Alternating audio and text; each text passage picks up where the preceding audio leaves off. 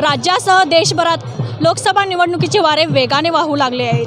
देशभरात निवडणुकीच्या पार्श्वभूमीवर अनेक घडामोडींना वेग आला आहे.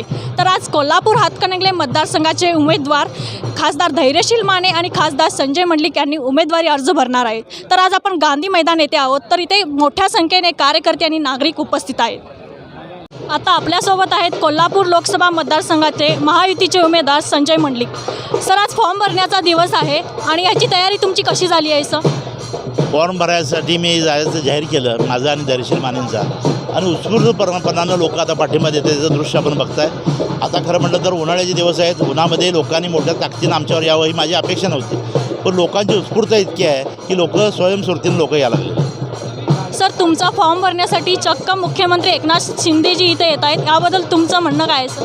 मुख्यमंत्री महोदयांचा जो स्वभाव आहे, कुठल्याही गोष्टीचं मायक्रो प्लॅनिंग ते करतात आणि मग लहान लढाई असू दे मोठी लढाई असू दे ते सारखे मानतात.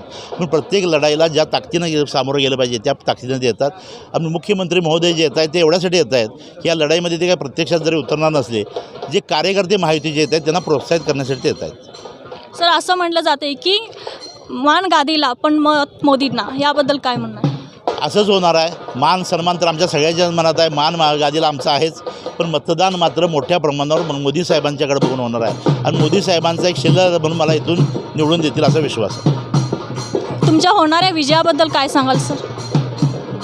आतापर्यंत मी 5 वर्षामध्ये जे विजन घेऊन काम केलं, काही 5 वर्षामध्ये बऱ्याचशा अडचणी आल्या. विशेषतः कोरोनासारखं संकट आलं, निसर्ग चक्रासारखी वादळं आली.